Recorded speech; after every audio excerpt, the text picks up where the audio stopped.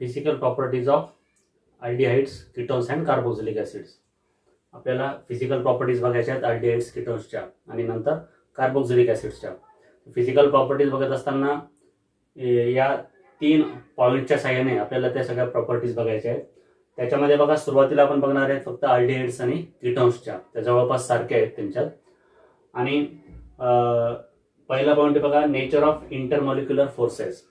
आता जेवढे काही अल्डिहाइड्स आणि कीटोन्स असतात, आपल्या सगळ्यांना माहिती की त्यांच्यामधला महत्त्वाचा फंक्शनल ग्रुप म्हणजे त्यांचा असणार कार्बोनिल ग्रुप.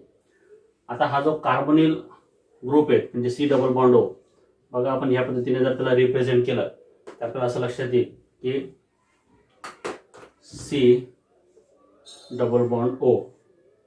आणि याच्यामध्ये जे ऑक्सिजन इज मोर इलेक्ट्रोनिगेटिव्ह, ऑक्सिजनची इलेक्ट्रोनिगेटिव्हिटी जास्त असल्यामुळे काय करणार, त्याच्यावर काही प्रमाणात पार्शली निगेटिव्ह चार्ज असणार आणि कार्बनवर पार्शली पॉझिटिव्ह चार्ज असणार. आणि ह्या पोलॅरिटीमुळे ते काय करतात की त्यांचे मॉलिक्युल्स एकमेकाला अशा पद्धतीने ॲडजस्ट करतात की त्याच्या शेजारी जो असणार, समजा हा दुसरा मॉलिक्यूल आहे अल्डिहाइड्स किंवा कीटोन्सचा, याच्यावर असणार पार्शली पॉझिटिव्ह चार्ज, याच्यावर पार्शली निगेटिव्ह चार्ज, म्हणजे अपोजिट चार्जेस एकमेकांच्या जवळ येतील अशा पद्धतीने त्याला ते रिअरेंज करतात. आणि म्हणून त्यांच्यामध्ये काय असणार, एक प्रकारचे डायपोल डायपोल इंटरॅक्शन ह्या पद्धतीने तयार होते. आणि म्हणून त्यांच्यामध्ये एक प्रकारचा इंटरमॉलिक्युलर फोर्स ऑफ अट्रॅक्शन हा क्रिएट होत असतो. आणि ही जी असते त्याच्यामध्ये ते कंपाऊंड्स हे पोलर असतात. आता ही जी काही पोलॅरिटी आहे त्याच्यावर डिपेंड असणार पुढच्या काही प्रॉपर्टीज.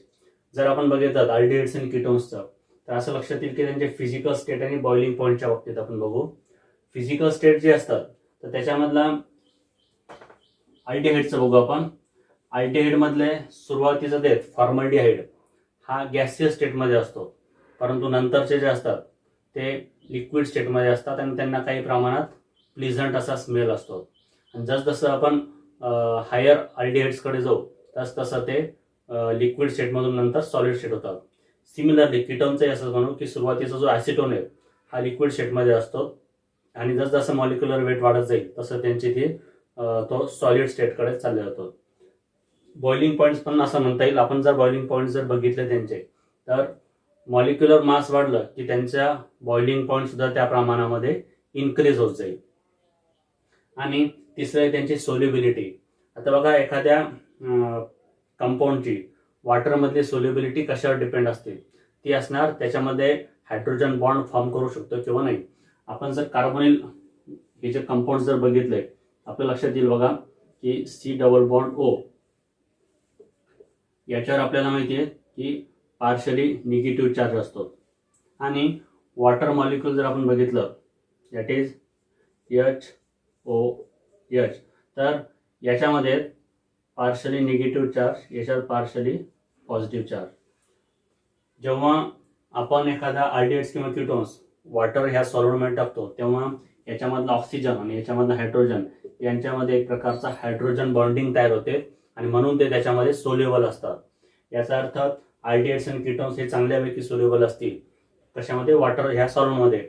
पण फक्त जे काही सुरुवातीचे जे काही आहेत लोअर अल्डिहाइड्स म्हणून आपण त्याला, लोअर अल्डिहाइड्स आणि लोअर कीटोन्स हे मात्र सोल्युबल असतील. परंतु जसजसं आपण त्याचा मॉलिक्युलर मास वाढत जातो तेव्हा हा जो ग्रुप आहे त्याच्यामध्ये असणारा अल्किल ग्रुप, हा जर मोठा अल्किल ग्रुप होत गेला तर या हायड्रोजन बॉन्डिंगला कुठेतरी त्या ठिकाणी अडथळा तयार होतो. आणि म्हणून अशा पद्धतीचे जे कंपाऊंड्स आहेत हायर ग्रुप असणारे ते वॉटरमध्ये तेवढ्या प्रमाणात सोल्युबल राहत नाही, म्हणजे त्यांची सोल्युबिलिटी ही डिक्रीज होत जाते. आणि नंतर जे असतात ते ऑर्गॅनिक सॉल्व्हंट्समध्ये सोल्युबल असतात. म्हणजे आपण ह्या तिन्ही पॉईंट्स आणि अल्डिहाइड्स आणि कीटोन्सच्या फिजिकल प्रॉपर्टीज बघितल्या. आता बघा, त्याच पद्धतीने आपल्याला बघता येईल ते म्हणजे कार्बोक्सिलिक ॲसिड्सचं.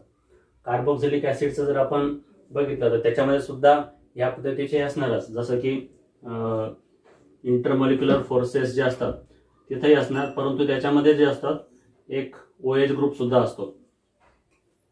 आणि ह्या OH ग्रुपमुळे काय होतं की त्याच्यामध्ये डायपोल डायपोल इंटरॅक्शन राहिलंच, प्लस त्याच्यामध्ये हायड्रोजन बॉन्डिंग सुद्धा दुसऱ्या मॉलिक्यूल बरोबर, दुसऱ्या कार्बोक्सिलिक ॲसिड बरोबर हायड्रोजन बॉन्डिंग सुद्धा त्या ठिकाणी तयार होते. म्हणजे इथं दुसरं मॉलिक्यूल जर असेल OH आणि इथं C डबल बॉन्ड O, तर यांच्यामध्ये सुद्धा हा सुद्धा बॉन्डिंग त्या ठिकाणी तयार होणार. म्हणजेच as compare to aldehydes and ketones they are more polar, त्यांच्यामध्ये पोलॅरिटी जास्त असणार आणि त्यांच्यामध्ये इंटरमॉलिक्युलर फोर्सेस जास्त प्रमाणात असणार.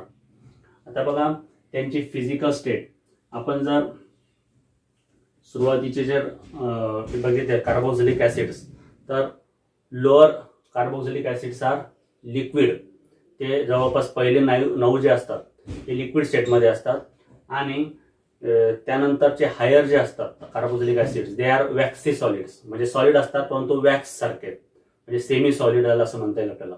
अशा पद्धतीने त्याची फिजिकल स्टेट्स असणार. बॉइलिंग पॉईंट्स बाबतीत एक लक्षात घ्यायचं आहे, they have higher boiling points, म्हणजे अल्डिहाइड्स आणि कीटोनपेक्षा सुद्धा त्यांचा बॉइलिंग पॉईंट्स हा जास्त असणार. त्याचं कारण काय, खूप महत्त्वाचं रिझन बघा त्याच्यामागे, their ability to form dimers. आता डायमर्स कसा तयार होतो बघा, आपण एक कार्बोक्सिलिक ॲसिडचे 2 मॉलिक्यूल जर कन्सिडर केले तुमच्या लक्षात येईल, तर हा पहिला मॉलिक्यूल आहे RC डबल बॉन्ड OH, आणि हा जो दुसरा मॉलिक्यूल आहे C डबल बॉन्ड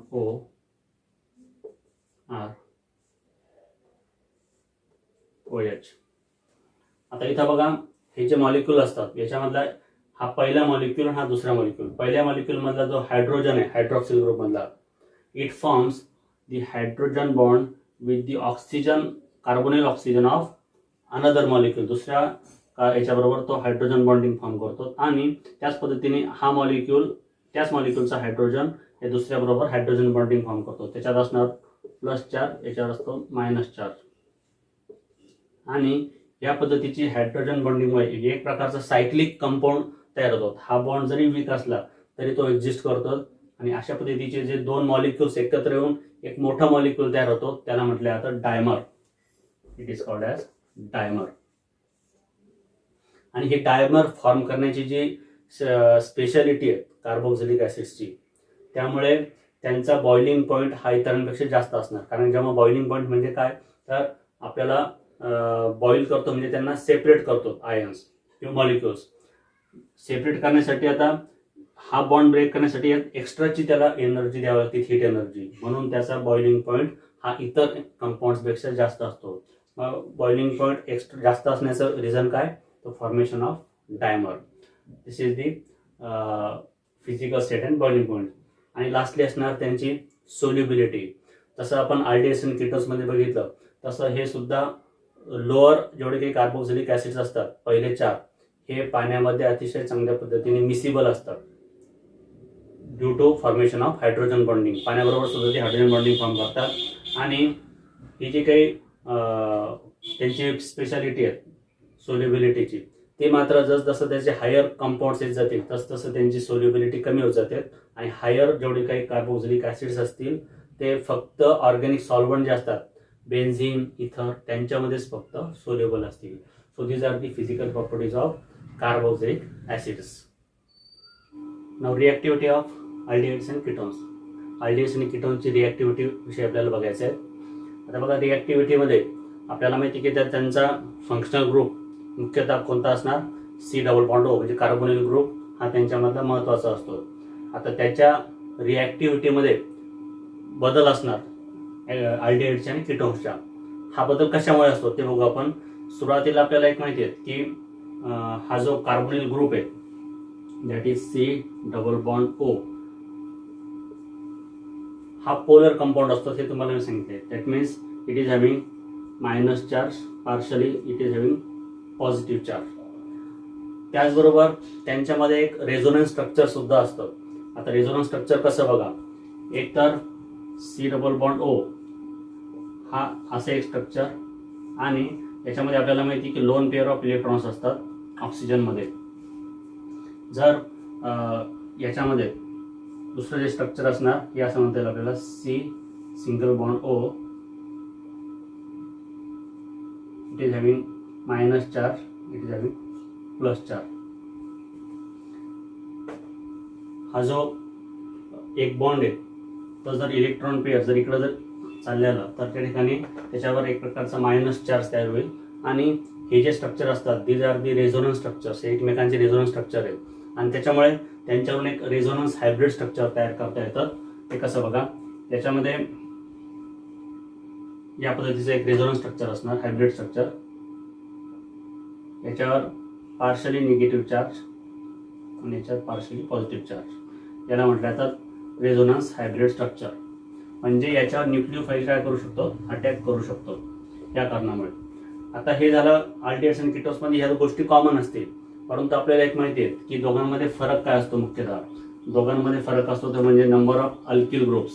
आता बघा ह्या दोघांचा जो मुख्य फरक आहे हा लक्षात येईल आपल्याला. सी डबल बॉन्ड ओ, जर समजा दोन्ही ग्रुप अल्किल असतील तर आपण काय म्हणतो, कीटोन. आता काय करतो बघा, आपल्याला एक माहिती की याच्यावर काही प्रमाणात पॉझिटिव्ह चार्ज असणार आणि याच्यावर निगेटिव्ह चार्ज. पण त्याचबरोबर इथं जर अल्किल ग्रुप अटॅच असतील तर अल्किल ग्रुप जे असतात they are the electron donating group असं म्हटलं जातं. Alkyl groups are electron donating. त्याच्यामुळे त्याच्यात असणारा जो इंडक्टिव्ह इफेक्ट आहे, त्या इंडक्टिव्ह इफेक्टमुळे काय होतं की इलेक्ट्रॉन कार्बनकडे ते डोनेट करतात. आता कार्बनकडे जर इलेक्ट्रॉन त्याने डोनेट केले म्हणजे त्या ठिकाणी त्याला फक्त त्या अट्रॅक्ट केले जातात कार्बनकडे जास्त प्रमाणात किंवा तो त्याच्यापासून दूर ढकलतो. त्याच्यामुळे काय होतं की याच्यावरचा जो पॉझिटिव्ह चार्ज आहे हा काही प्रमाणात कमी होतो. याच्यावरचे पॉझिटिव्ह चार्ज आहे हा थोडासा रिड्यूस होणार आणि रिड्यूस होत असल्यामुळे याच्यातली आपण इलेक्ट्रोफिलिसिटी असं म्हटलं जातं. इलेक्ट्रोफिलिसिटी त्याची जी आहे ती काही प्रमाणात कमी होते. आता इथे दोन ग्रुप आहेत अल्किल ग्रुप्स. जर आपण अल्डिहाइडचा जर विचार केला, अल्डिहाइडमध्ये काय फरक आहे, ह्या अल्किल ग्रुपच्या ऐवजी फक्त एक हायड्रोजन असणार आणि तिथं मात्र अशा पद्धतीचा इंडक्टिव्ह इफेक्ट असणार नाही. म्हणजे इथं याचा जो पॉझिटिव्ह चार्ज कमी करत होते दोन्ही मिळून, अल्डिहाइडमध्ये त्या प्रमाणात पॉझिटिव्ह चार्ज रिड्यूस होणार नाही. म्हणून अल्डिहाइड जो आहे ॲज कम्पेअर टू कीटन थोडा जास्त प्रमाणात रिॲक्टिव्ह असणार. हा दोघांच्या रिॲक्टिव्हिटीमधला फरक आहे. रिॲक्टिव्हिटीमध्ये असलेला फरक कशामुळे, तर त्याच्याला अटॅच असणाऱ्या ह्या अल्किल ग्रुप्सला, कीटोनमध्ये दोन अल्किल ग्रुप्स असतात आणि हायड्रोजनमध्ये अल्डिहाइडमध्ये फक्त एकच अल्किल ग्रुप त्याला अटॅच असतो. This is the main difference between reactivity of aldehydes and ketones. Now we will see some chemical properties or chemical reactions of aldehydes and ketones. Chemical properties of aldehydes and ketones मध्ये सगळ्यात पहिले जे ते म्हणजे त्यांच्या laboratory taste. म्हणजे दिलेला compound हा अल्डिहाइड्स आहे की कीटोन्स, याच्यात जर आपल्याला डिस्टिंग्विश करायचं असेल तर ती पहिली जी टेस्ट आहे that is the laboratory test. आता बघा दोघांमध्ये मुख्यतः फरक काय असणार.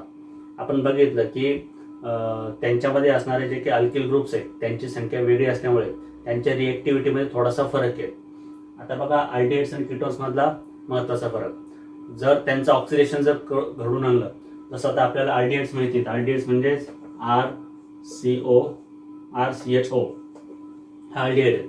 जर त्याचं आपण ऑक्सिडेशन जर घडून आणलं तर त्याचं कन्व्हर्जन होतं दॅट मीन्स RCOOH मध्ये, म्हणजे कार्बोक्सिलिक ॲसिडमध्ये.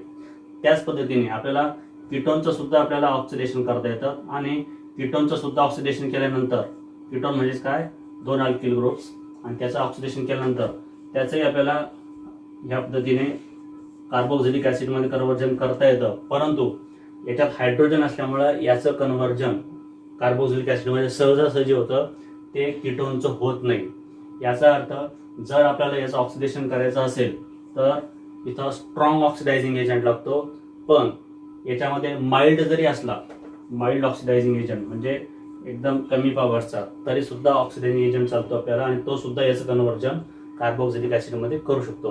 आणि ह्याचवरून आपल्याला त्यांच्या दोघांमधला फरक हा ओळखता येतो.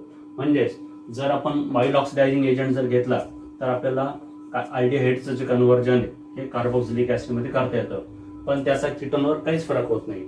त्यासाठी 3 टेस्ट आहेत बघा. एक म्हणजे स्किप्स टेस्ट. आता याच्यामध्ये स्किप्स रिएजंट म्हणून जे, या स्किप्स रिएजंटमध्ये जर त्याची अल्डिहाइड बरोबर जर म्हणजे अमोनिकल अल्डिहाइड बरोबर जर त्याची रिॲक्शन घडून आणली तर हा जो स्किप्स रिएजंट आहे इट गिव्स रेड और पिंक कलर, रेड और पिंक कलर. बघा अल्डिहाइड बरोबर when Skipp's reagent reacts with ammonical aldehyde or boiled with it, it gives red or pink color because it is converted, aldehyde is converted into carboxylic acid आणि त्यामुळे त्याला colour जो आहे हा red किंवा pink येतो. पण कीटोन मध्ये मात्र कोणत्याही प्रकारचं कन्वर्जन होत नाही, म्हणून there is no reaction with ketone और there is no change in colour. Colour मध्ये कोणत्याही प्रकारचा चेंज होणार नाही. वरून आपण लक्षात ओळखता येतात की हा अल्डिहाइड्स आहे. आता दुसरं आहे बघा टॉलन्स टेस्ट. आता पुन्हा एकदा aldehyde when boiled with टॉलन्स reagent. टॉलन्स reagent म्हणजे अमोनिकल सिल्वर नायट्रेट. त्या अमोनिकल सिल्वर नायट्रेट बरोबर जेव्हा टॉलन्सची रिएक्शन किंवा दोघांना बॉईल केल्या जातात, तर बॉईल केल्यानंतर आपल्याला असं लक्षात येईल की त्या ठिकाणी सिल्वर मिरर फॉर्म होतो. सिल्वर मिरर त्या टेस्ट ट्यूब मध्ये जे तर सिल्वर कलरचा असे पूर्ण एक मिरर त्या ठिकाणी तयार होते. आपण बघू शकतो ते याला सुद्धा. आणि ही जी सिल्वर मिरर टेस्ट जर आली तर समजायचं तो अल्डिहाइड्स आहे. It has no effect.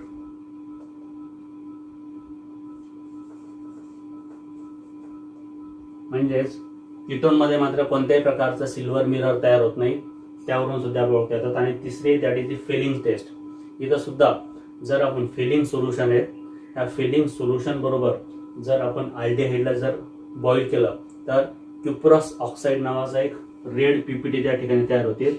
It gives red precipitate with aldehyde. आणि ह्या क्युप्रस ऑक्साईडमध्ये त्याला कलर जो असतो रेड असल्यामुळे रेड पीपीटी तयार होणार. But it gives no colour और no PPT with ketone. Ketone बरोबर मात्र कोणत्याही प्रकारची पीपीटी तयार होणार नाही. थोडक्यात कीटोन जे ह्या कोणत्याही प्रकारचे रिएक्शन देणार नाही, पण अल्डिहाइड मध्ये या सगळ्या रिएक्शन देतात. कारण की तो जो असतो हे सगळे माइल्ड ऑक्सिडायझिंग एजंट्स आहेत. आणि स्ट्रॉंग ऑक्सिडायझिंग एजंट असलं तरच याचं कन्वर्जन होत असतो. So from this test we can differentiate between aldehydes and ketones. Now we will see some further reactions of aldehydes and ketones, which includes the substitution reaction, elimination reaction and condensation reaction. Thank you.